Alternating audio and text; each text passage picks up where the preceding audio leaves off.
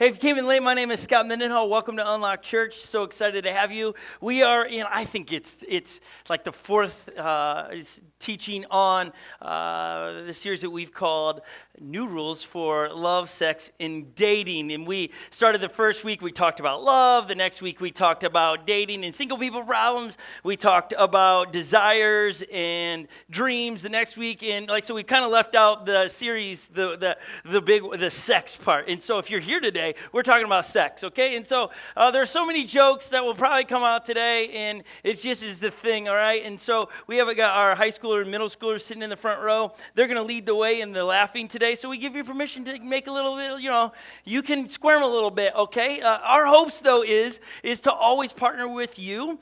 We're not here to tell you, shame on you, you did it wrong, okay? Or any of the, this is not we don't want to make anyone feel guilty. What my hopes are today is to teach you what Jesus has to say on said topic, so that if you are a parent, will-be parent one day, you'll know how to teach it. If you have a relationship you're in, you're like, why is it so complicated? Maybe you're going to learn some things, and you can walk backwards through your past, ask forgiveness, feel the forgiveness, and move on.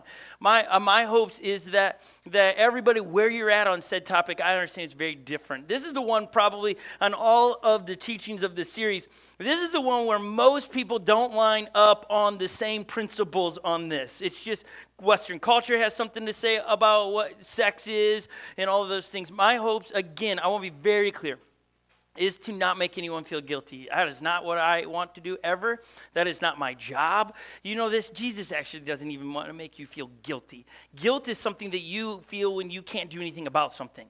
I'm stuck. I cannot get away from this.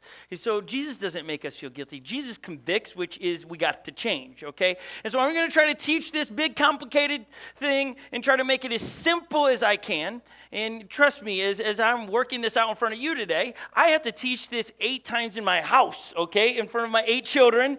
And you, honestly, you should sit down Legend. My oldest, actually, because my kids are so close, we did Legend and Epic at the same time. We're like, hey, we're just going to get this done together here. Okay, this is the birds and the bees. Actually, funny story. I was talking to Joey, our youth director, a couple weeks ago, and I was like, all right, Joey, when you're going to talk about sex, you can call it the birds and the bees or whatever you want. And he's like, what? What are birds and the bees?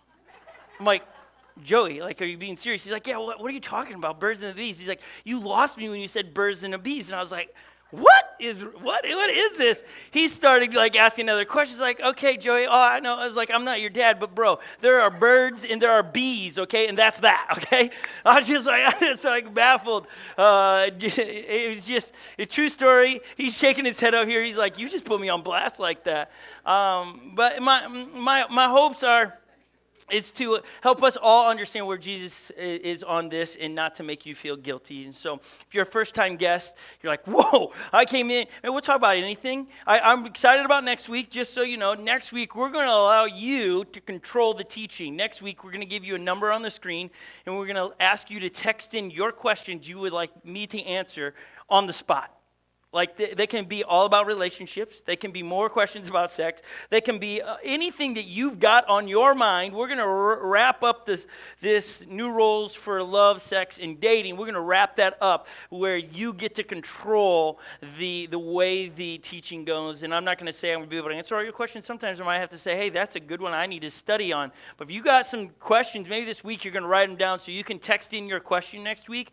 And we're going to have a panel of a few of us up here, and we're going to try to wrestle out your questions before we kick off our brand new series, which will be Anxious for Nothing. That is going to be our new series. We're going to talk and tackle anxiety for a few weeks, since it is a very hot topic in our culture at the moment. Okay, so I'm going to use food to illustrate sex. Okay, this is the best way. I was like, how do you do this? How do you explain it the best I could? We always have an after party after church, and heaps of people come over, and there's a large amount of 20-somethings that come over, and it's funny to watch as the adults are all hanging around watching the Viking game, and they begin to exit the house. The 20-somethings hanging around, and they're like, okay, so today, you talked about this. Well, what? How about, and they begin to ask questions. It always gets to sex, okay? It does. It just 20-somethings always ends up asking questions about sex. And so we were just sitting around. I think there's 15 people. We were talking about sex in my house. And it was just, they were asking all these questions. You can hear the giggles because they're like, yep, that was a true story. We're just talking about it. So I began to ask questions as we're sitting there talking about just life and stuff. Okay, let me explain it this way. And I asked somebody, okay, what's your absolute favorite ice cream? And they shared that it is cookie and cream. I had a cookie dough. To me, I'm not into ice cream very much, but this was their favorite ice cream. It's just this chocolate chip cookie dough. Anybody like this kind of? Who got some hands going up? Some of you are like, I like it, but I don't put my hands up because this is a sex talk. What if you call on me? That's the way. I'm not putting my hand up. Okay, so what they said is that this ice cream is delicious. Okay, it is absolutely fabulous on its own. And I said, okay, now do you do something that just makes it just better? They're like, oh, yeah, if you want to take it up a whole nother level. I was like, okay, teach me. Okay, and they're like, you need to take frosting. And you need to put frosting on top of somebody's saying that's gross. So I'm trying to make sure it doesn't squirt out the top, the frosting. I'm not a baker.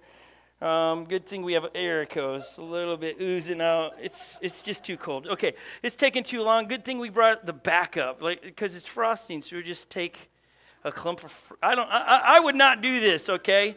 But they like frosting on top of their cookie. I mean, this to me just looks like a whole bunch of sugar.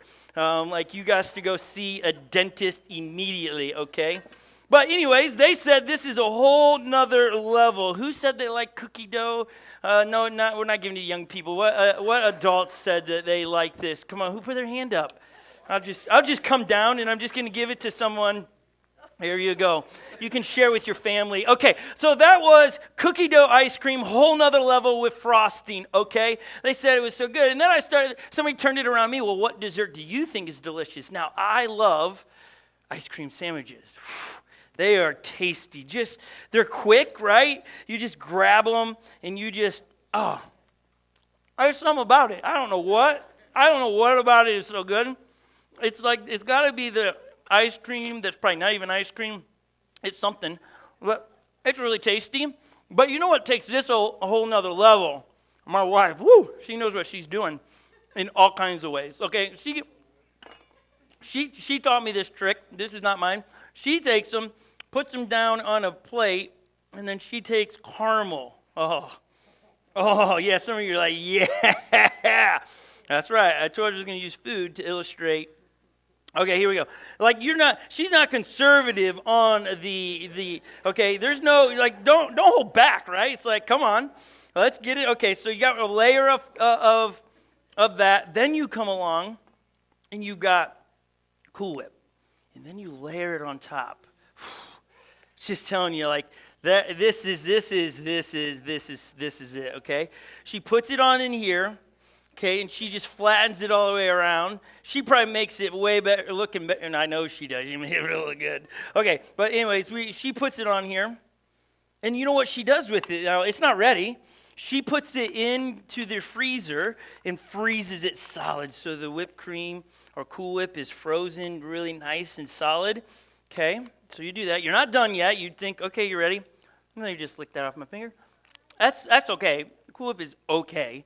And then she comes and drizzles this back. When she's really wanting to be creative, she spells my name in it. And like, baby, I made this for you. I thought about you while I made this in your runner's body. We have 8 kids, so you know it works. Okay, and so here it is. And then you freeze it, and then you eat it. And we actually froze one, and it's a whole nother level. Who would like to try this? All the young people want to try it. I'm not giving it to the young people.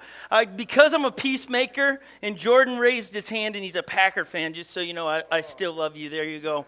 Holly made that one, I think this morning, actually. It is so good. You know what? Even when it gets like negative temperatures outside, when she makes that and she puts it outside, and it's so frozen.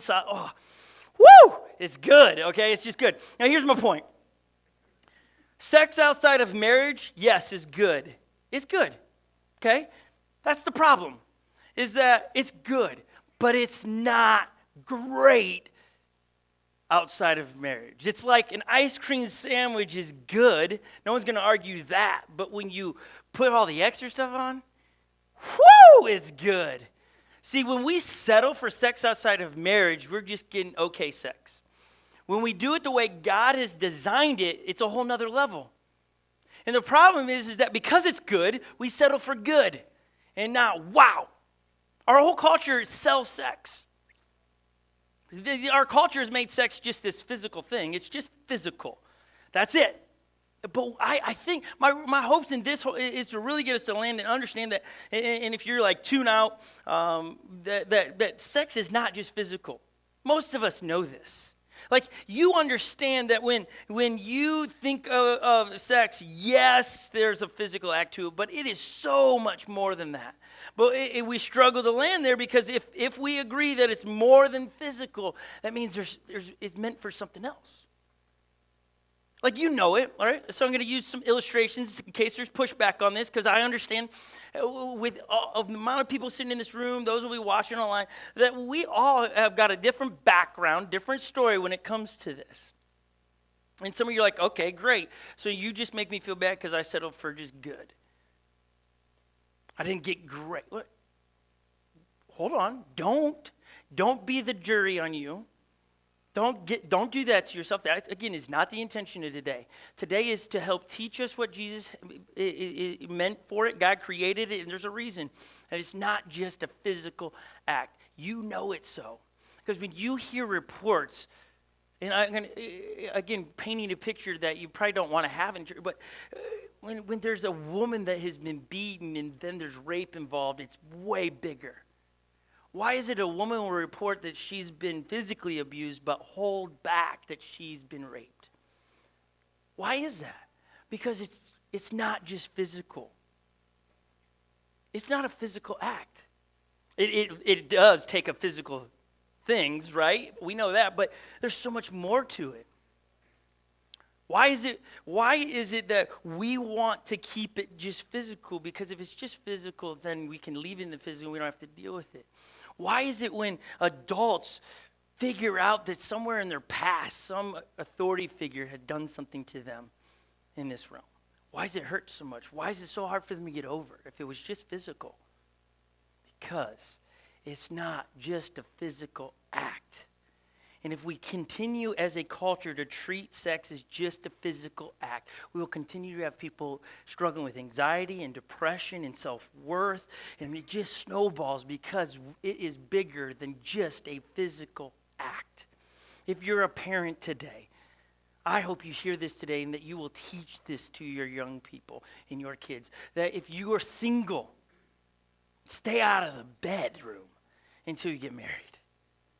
I want to read just a few quotes of young people in this culture. These are real life quotes. I'm not going to tell you who said it, but here you go. Here's a quote from a young lady. I don't think sex is a great idea before marriage. However, I do believe it's something that should be explored before you spending the rest of your life together. I got to figure out if they're good. If they're, or do we make sense in the bedroom? Is this okay? So I gotta go in that realm. I agree with the pastor. Yes, that marriage and sex are together, but how do I know if we're compatible in that if we don't explore this? Real quote. Another quote. I think the idea of waiting for sex till marriage is only bad for society. Like, these are real quotes. I'm not making these up. I wish I was. But this is what absolutely breaks my heart. I was a youth pastor for 17 years. And if I had a young person come into my office and they're just a wreck, they're like, well, my boyfriend or girlfriend just broke up with me, and they are just, and they can't get over it, and it's like this hot mess. You know, one of my first questions is not to be a jerk to them, or I'm like, hey, did you cross some lines? They're like, yeah, I thought we were going to get married, and all of a sudden you're watching this painful thing happen. And some of you are going, yeah, those have been painful moments in my life, Scott. Thank you for bringing those up today. I want to bring them up today so that you do something about it, that you forgive yourself, And that you probably know even better than what I'm saying, that sex isn't just a physical thing. And the reason I'm even saying is that it's not just a physical thing. I keep repeating that because these quotes make it seem like it's just a physical act. See, in Western culture, it's like, hey, as long as no one gets pregnant or no one gets a disease or hurt, then it's just physical. As long as it was a good night. It used to be, the question used to be in culture, how many dates do you go on till the first kiss? Do you remember that? Yeah, that was it. He's like, okay, second date, third date. You know what? Now dating, the first date, if it doesn't end in sex, what's the point, says this generation. Man, what breaks my heart is how much it breaks their hearts in the process. That it's an act of violence against yourself because it hurts you so much. How do I know this? Because Jesus has something to say on it. This isn't something I have experienced. I learned it at a young age. Some of you know Holly's and my story, and sometimes we shy away from our story because it just seems just too good. Like, it's made up almost. Like, no one has a story like Holly and I, where we met each other in 5th grade. We grew up all of our life together. I mean, all of our stories are connected with each other. She knew all of my girlfriends that I had, and she didn't date anybody. I was the first guy that she ever kissed, and I was super nervous at the point. The night before I kissed her, she told me, "You want to kiss me, don't you?" And I was like, "Oh my gosh, well, now that you mention it, yeah, but get out of my car." That's what I said to her. That's what it followed with. I was like, "You got to get out of my car." I was totally caught off guard with it, and so then I couldn't stop thinking about kissing her that night, and so the next day I had to, right? I was just like, I cannot not kiss this woman. She wants me to kiss her, but I just remember how nervous I was going to be being the first one. I don't know, she was 19 years old, and I was going to take something from her that she was keeping for who she was going to marry. That was her intention. So for me, it wasn't just like, yeah, I'll just kiss her. It's cool. It's whatever. I was like, she's 19 years old. I'm about to take something from her that I better know that I'm going to marry her. So it was like before we even kissed, I knew I was going to marry her. And the next day, we were, sadly to say, that our first kiss was in a movie theater. It was after Good Will Hunting. I still have the movie ticket. I'm not sure what, like if you ever watched a movie, it's not that kind of movie. It's like it's not a kissable movie, okay? It's just not. It just happened, okay? We were the only two in the theater, so I will not allow any of my kids to go see movies because nothing good happens at the credits, okay? We just but full disclosure. And then we got married, and we didn't have sex with anyone but with each other. To me, man, this is the greatest thing. I have no idea if we're even doing it right. I mean, we have 8 kids, so something must be happening. I have no idea. You know what? I hope you understand. I'm not saying that we are perfect. We are messy. We don't get it right. But what I'm going to share today, and I am sharing today, I believe to the core. And I will teach my children this to the core. And I think some of the things in Holly's and my life, in our marriage, are a result of listening to what Jesus has to say on said topic and applying them. Was it easy? No, trust me. There were plenty of times that I literally said to Holly, "You got to get out of the car.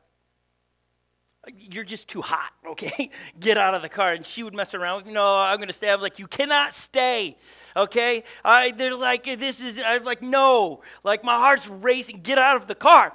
And it was like, I would literally kick her out of the car, and she was laughing about it. And I was like, no, because what I'm thinking of, it's just like, it was tough. It was difficult. But I'm so glad that we waited till we got married and that our story is that. Because of the peace we have in our lives. In our marriage, yes, but as individuals. That the pain that is involved in a breakup or a separation after having sex with someone is very painful. And you're going to learn why in the next few moments. Because Paul talks a lot about this. A lot of the authors in the Bible talk about sex. Because they understand that it's not just a physical act. That it is something so much more, and they're trying to teach it. And so I want to jump into a conversation in 1 Corinthians chapter 6 that Paul is having with a group of people that lived in Corinth. And Corinth was an Olympic trial city, state, where if you're training to be in the Olympics at that time in your life, that's the city you wanted to go live. So it's a bunch of athletes that had really good-looking bodies. And they were working out, and it was just a lot of sex happening around in this place. And Paul, there's a group of people that are becoming followers of Jesus, and they begin to go, okay, well, what does Jesus want to say in my life? And he's noticing that there's a lot of people that are followers of Jesus still having sex with heaps of people. Because in that day and age, most religions surrounded with sex was rampant. Go, hey, sleep with anybody you want. It's just physical as much as you want. Sleep around. And all of a sudden, Paul's jumping and go, hold on, wait. Jesus has something to say on this. And he tries to teach a group of people that push him back on the idea of that sex is more than a physical act. So Paul says in 1 Corinthians chapter 6, verse 18, flee from sexual immorality. Flee. Flee mean we don't use that much, but if you want, it's just get out of there. Run. It's like me kicking Holly out of the car. Get away from it. He doesn't say, oh, just manage it. He doesn't say resist it. He says get out and run. He's like, there's got to be a physical act here in this moment. Get out of there. So if you're a 20-something and you're in a relationship that is having sex, get out. Stop. Get out. Get out. See, if you're like, okay, but what is, again, in student ministry, young people, but define sexual immorality for me, because we don't use that word. Define it for me. And I was like, okay, sure, I'll do that. And if you jump down in the letters to Corinth in 1 Corinthians chapter 7, so the next chapter, Paul breaks it down. Somebody poses a question to Paul and asked about sex of some sort. And so he goes, now getting down to the question you asked to me in your letter. So there's a relationship with this person. And so Paul goes, first, is it a good thing to have sexual relationships? So he poses a question back at the person, is it good? And some of you are like, where are you going with this guy? Because I thought you just said it is. It is, don't worry. He goes, certainly, but only within a certain context. So it's good when done a certain way. He goes on and says, it is good for a man to have a wife and a woman to have a husband. Sexual drives are strong, but marriage is strong enough to contain them and provide for a balanced and a fulfilling sexual life in the world of sexual disorder, meaning there's a lot of sexual immorality in our culture. I don't need to go into details on that. You get it. I mean, I have to always, when someone goes, oh, have you seen this movie? I'm like, yes, but there are parts you have to fast forward. Because it's, for some reason, every great movie has to have some kind of epic sex scene in it, and it's like, it's like the ones that catch me off guard. It's like, whoa, I didn't see that coming at all. It's like we were just in a fight scene, and all of a sudden the next thing is like, clothes are coming out. It's like, I was not ready for this. And if you were ever over to my house, I never pull the drapes, and if somebody's walking by and that pops on the screen, I'm like, oh my gosh, I like having windows open when you watch movies because it keeps you accountable. It's really like I got to get up and either fast forward this, shut this thing off, because I have no idea who could be looking in my windows. And let's be honest, if a window at night is open, you all are looking in it. Let's just be honest. I'm guilty of it too. When I'm out running at night and you left your windows, the shades pulled and the lights are on, I can't help but look in, okay? I'm sorry. Everybody else, you know you do it, you just aren't telling me. Okay, anyways. So let's jump back into this running thing, okay? He goes, Paul writing again, all other sins a person commits are outside the body. There's a bigger rub that, okay, you just define sex outside of marriage as a sin. What is sin? Is missing the mark. Okay, I don't want to get bogged down in this, but we all have done this. We've all missed perfection. We've all missed the mark. Myself included, I am not perfect. I shared a moment where Holly and I got it right. I could also bore you to death with how many times we've gotten it wrong and had to apologize and ask forgiveness because we said things that we shouldn't have said, and the list goes on. I am not up here saying I got it together. And so here Paul goes in making sure that we're all back on this. All other sins are outside the body. It's just physical, he's trying to say. It's outside. But whoever sins sexually sins against their own body. Big deal. It's like you're sabotaging yourself. It's an act of terrorism to yourself. Why are you okay with continuing to do that? Why would we not want to teach our kids to avoid this? At all costs, avoid it. If you're single, a middle schooler, avoid this area. You will be tempted too. But if you could avoid it, I promise you, there's great things on the other side of avoiding sex outside of marriage. So we jump down a little bit further in this conversation that Paul is having. He goes, do you not know that he who unites himself with a prostitute is one with her in body? For it is said that two will become one flesh.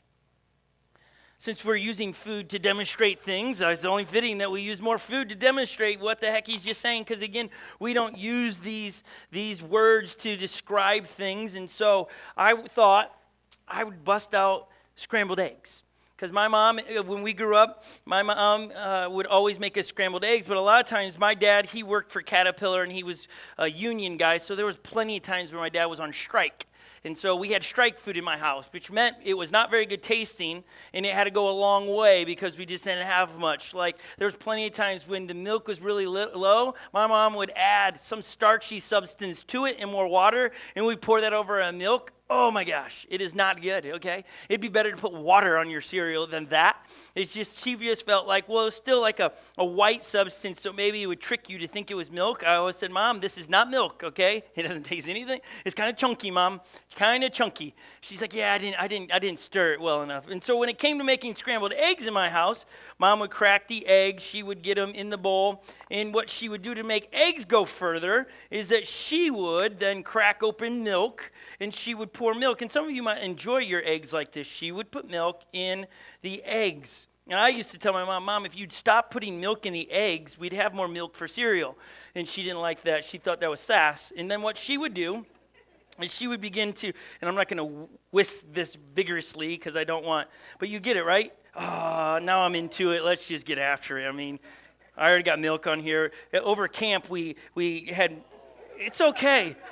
I told you I got to stir this, right? I'm uniting as you just see it. Just don't lick the floor, okay? It's just, you just don't know what has been there. Well, at camp, I was going to say, we had pancakes and syrup all over this, and for weeks this stage smelled like pancakes. But my mom would whisk this together, and all of a sudden you unite. Like, here's the deal. If I handed this to one of you and said, okay, now separate the egg in the milk, you go, I don't even know how I would do that. Like, it's united. It's together. What are you talking about? Here's the piece I want you all to get, is that sex outside of marriage or in marriage unites those two individuals together. United together, mixed together, entwined together. That's why it hurts so bad when there is a breakup, because now all of a sudden you've got to try to sift through and get the milk and the eggs separate. You've got to get you from them. You know what? That never happens completely. There's a piece of you just always, it hurts. It's a wound. And a lot of you are like, yeah, stop talking about it because it hurts. I love you enough to have an awkward conversation on a Sunday in the fact that I don't want you to hurt. I don't want the next generation to hurt. I don't want the 20-somethings to hurt. I want you to stop being hurt by yourself. I want you to understand that sex is not just physical, that there's so much more to it. It's an act of bringing together. And here's to the challenge to all the married couples. If it's been forever since you've had sex, if I asked you, and I'm not going to, but if I was to ask you when was the last time you had sex, and you had to go, it's been too long. When I have married people meet with me, and I've been a pastor for 21 years, and I've had people sit down, we got marriage problems, and you know what I ask, when was the last time you have sex? And they're always like, I don't know, it's been a while, we've been mad. I go, that's your problem. Go home and have sex. It'll sort things out real fast. You're like, always the guys are like, yeah, woo, I just was told to go home and have sex. Did you hear that, baby? Yeah, let's do this. You know, what the pastor says we should do, and so we should have more, okay? And so all husbands are in here going, yeah, all right. And some of them are, but it's just truth. because it unites you as a married couple. Think about when you get in an argument and it's a long argument, right? There's this separation. And when you guys make up and it's all, okay, we're good. Then all of a sudden, what? And you have sex. All of a sudden, it's like, wow, there is more intimacy than there once was before. You want more romance in your life? Romance is fueled by exclusivity. Young people, this is a great one for you to hold on to, going, okay, if I want a lot of romance in my marriage, then I've got to stay out of the bed with other people so that I can be exclusively that person's. Now, it's hard for young people to think about the future because it just sounds so good right now. Oh my gosh. And overcome by emotions and these feelings. But if you can figure out how to discipline yourself, I promise you the reward is so great. And you won't be hurt. And some of you are going to wrestle, but why? I've already done this. I feel bad. So why should I stop? Because wouldn't it be a great story? Because here's the deal. You're going to have a story you're going to have to tell someday for those that are not married. If you've been you're dating, you were once married and you're not, and you're in the middle of you're not married yet, okay? And you're like, why would I stop? Because the story you are creating right now, you're going to have to at some point tell. You're writing the story you're going to tell your future wife or husband one day, and do you really want to have to lie about your story? You know how many times I've been sat down where a married couple goes, I just found this out about this person and I didn't know about it and they've been hiding it for a couple of years and they just told me and I'm just blown away. You don't want to have to lie about your story. Wouldn't it be a great story if you're like to your husband or your wife at some point and go, okay, I was listening to this surfer guy, pastor one Sunday, and he talked about sex wasn't just a physical thing, and I used to think it was, but now it explains why it hurt so much when I broke up with people. It explains so much to me now, and that day I decided I'm no longer having sex with anybody until I get married, and I stopped. And since then, I've not had sex with people. It's been difficult at times I wanted to, but I said I was rewriting my story. Not because I just believed the surfer guy, it was because he talked about Jesus and how Jesus talked about it and Paul wrote about it. And I believed it. You know what that does? That brings romance right into that relationship. Romance in marriage is fueled by exclusivity. It is not by skill. I had a dad, this is a true story. Similar conversation in his student ministry about 2,000 kids. I had a dad fired up that I would say, save sex for marriage, like angry, set a meeting with me. He comes in with his son, sits at the table across from me, and he says, I don't agree with anything you said about that. I think every boy should sleep around with as many girls as they can. I think that's their right. Now, I'm sitting across the table and my heart's breaking for the young man that's sitting in this room. I'm like, I'm not going to pick a fight with this guy. I mean, I'm not debating, right? My heart broke. And he began to talk about, I want my son to be great at sex when he gets married. And the truth is, great marriages is not because you figured out some sex thing. Holly and I had never had sex before. We figured it out. We did, okay? It's not about how many people you sleep with gives you some right, though that's what the culture sells it as. The enemy wants us as a generation to have sex because it works against us, right? The enemy looks to devour and destroy us. He wants to destroy us, so why would he not tempt us to have sex, right? He tempts us to do that before marriage because God designed it inside marriage, so the devil wants it to be different. You know, here's the scary thing. This is true. I have the data to prove it. Outside of marriage, you're tempted to have sex. A bunch. Once you get married, you're tempted not to have sex. I'm too busy. We got kids. Where are we going to find time to do this? It's just a lot of things happening. That's the enemy at work inside your marriage because it starts to pull you away because sex brings you together. It's like, I just am blown away with it. And this was what some of the young people were talking about a few weeks ago at our house. They're like, I hear that when people get married, they just don't want to have sex as much anymore. I just can't believe that. Go back to your 16-year-old self and what you said. Boy, when I get married, whew, I'll be having sex every day. I'll be like, that's probably the guys. Girls will be like, I'll be having sex at least once or twice a week. I don't know. I'm not a girl. But I just, that's just the persona that's in our culture, right? I don't know if that's true. But here's the deal, is that in marriage, healthy marriages have sex. You're going to love the take home today. I mean, it's not going to go whisking, we're not talking about whisking eggs and milk together. It's whisking other things together. My hopes is today is that, whatever, see, I told you, some of you giggle. I told you, it happened. Here's my hopes today on a very sensitive subject. Very sensitive subject is not to hurt anybody. Is not make you feel uncomfortable, but is to make your marriage amazing, to help you make your marriage amazing, help you as an individual forgive yourself of your past. It's like today's the day. Then when this topic is brought up in the future, it doesn't make you feel anything. It doesn't make you feel guilty because you're like, I've been forgiven. Okay. I'm not going to let that hold over my head anymore. I'm going to rewrite the story. The story's going to be different moving on.